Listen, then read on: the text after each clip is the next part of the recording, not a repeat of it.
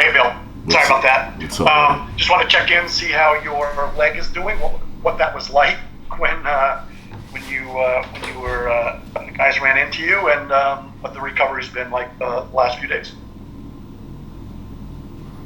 Hurt like a bitch. Sorry, excuse my language. No, the guy. There was a good ball from them back post, and I think Don and I just sacrificed whatever we needed to close the door back there. Don made a tremendous tackle. I was there to close the door, and unfortunately, Don got the ball, but the guy got my leg. So, the stud went through pierced my skin pretty bad. But it's all good, man. Got some stitches. I thought I could have carried on, but learning a valuable lesson from the Austin game, because in that game I was dealing with a hamstring issue and tried to play through it. So we learned our lesson from that game. Then he pulled me, which was the smart thing to do, because you never know, and we need the points. We need to be getting points right now, especially at home. So it was tough to go through, but the stitches have healed pretty well. We'll go to Jason Anderson next. Hi, Bill. Thanks for speaking with us. I wanted to ask a little about sort of building on the Houston game, because I know consistency defensively, especially, has been kind of hard to come by this year. But this Houston game, you as a group, you and Rafael both didn't seem to have a ton of action in goal because of the total team performance. So I was wondering if you're seeing signs of the group kind of building on that and making sure that that's sort of the norm for this group, rather than maybe it happens here and then maybe a few weeks from now is the next time we see that kind of comprehensive display. Well, you hope. You hope and you want that to be the kind of the trend. You want to make it consistent, I don't want to jinx us. All I know is that, we started off the game with, from what I can remember, very good communication. We were in good positions to put out the fires as they were building. Other than, from what I can remember, one play in the second half where the ball kind of skipped through, and a guy almost poked it, and it bounced off of me. And then the one play that they built up in the second half, the positioning and the communication between the group of us in the back, it was pretty sound. So you'd hope that we make this a trend. And like I said, I don't want to jinx us, but we're working on it. We're working on these things, and we're watching what we need to watch, and we're getting used to each other. I'm healthy again. Don is healthy. And whoever we plug back there, we want to make sure that we are used to each other. We have the chemistry that we need to be able to put out all the fires as they kind of build up, yeah. We'll go to Dave Johnson. Hey, Bill. How we doing? Pretty good, my man. How you doing? Hey, just an emotional question. I thought about this. This club has been such a part of your life, and you're so identified with the club. Whether I'll think about Bradley Beal asked me how's Bill Hamid doing when he's asking me about how DC United's doing, and we're adding homegrown players, and that's how you started before we even really knew what a homegrown player is. So your emotion now playing for this team that's been such a part of your life. Could you just describe that? Because you're not a homegrown player anymore.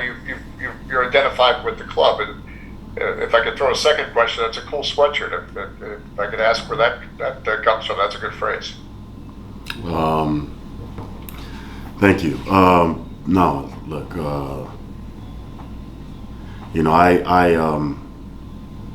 I go around the city, and I still live in the city. So when I'm out and about, meeting friends or going to restaurants with my girl, You know, we see people that have supported this team since the beginning, since '96, since RFK, and people that don't necessarily come to games all the time anymore, but they're very in tune with what the club is about from the jump, and they have memories at RFK from taking their kids that are now grown-ups there, you know, or people that have went with their parents, people that remember RFK, people that only know RFK.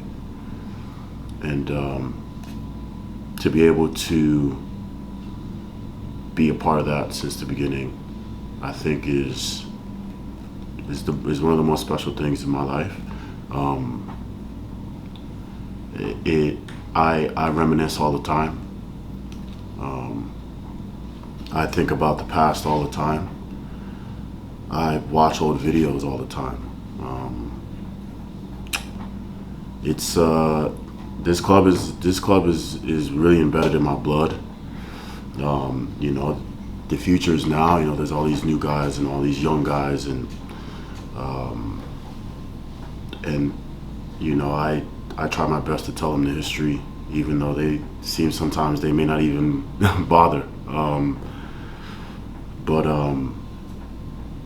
you know, I feel like maybe I'm the last of a dying breed,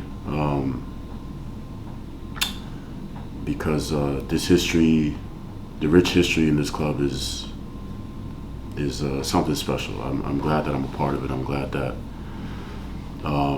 the people like Kevin Payne and took me under their wing, and you know, these are the originators, the OGs, and you know, I don't necessarily know what the future has in store for me, but I know that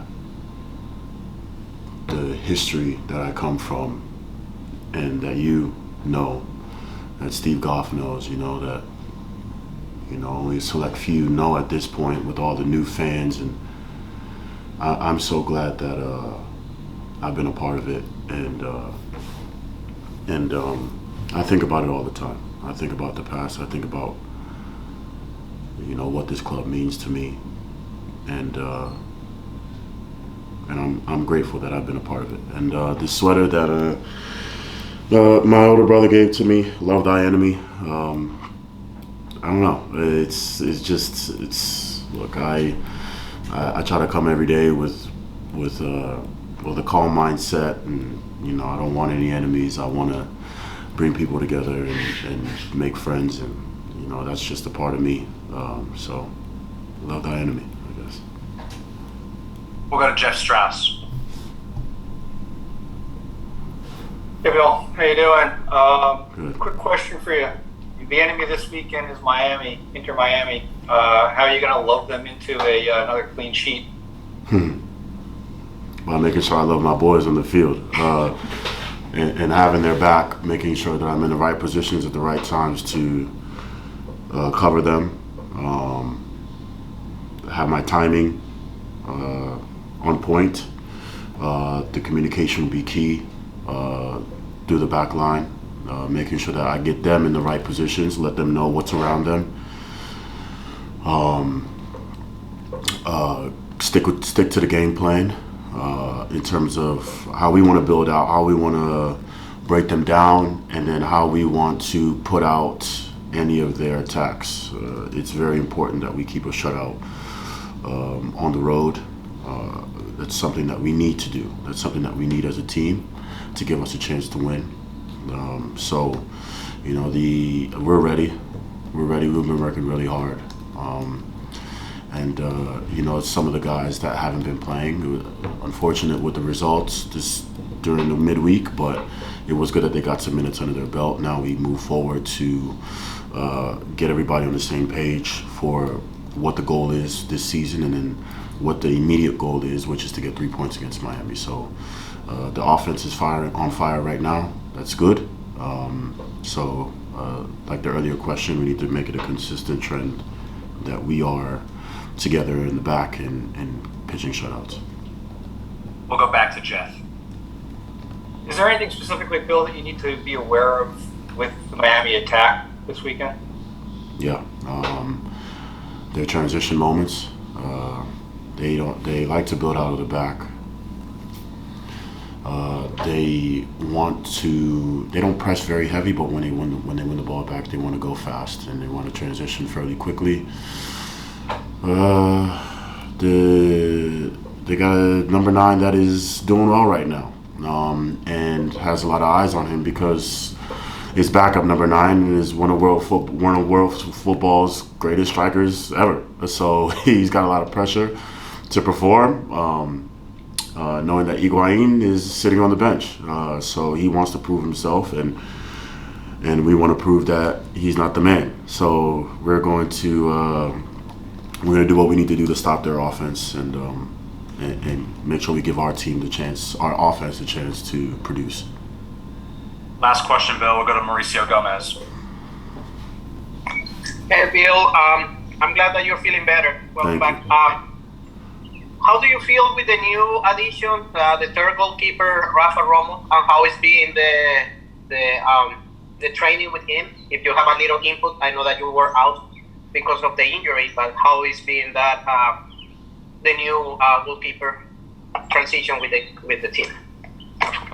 He's really tall. He's really, really tall. No, he's great. He's a very good guy. I think that's the biggest thing. That's the most important thing, that we want to bring guys into the team that are good personalities within the locker room. I think that first and foremost is key. And then from there, whatever your level is, you work every day to get better as a footballer. So, we have a good group of goalkeepers. Luis is really coming along. John is a great guy to train with because he really pushes you. He really works hard, and Romo is getting settled into the group, and he comes with quality. So the group right now, all 4 goalkeepers, I think we have a great relationship right now, especially with Diego. Diego is really pushing us along.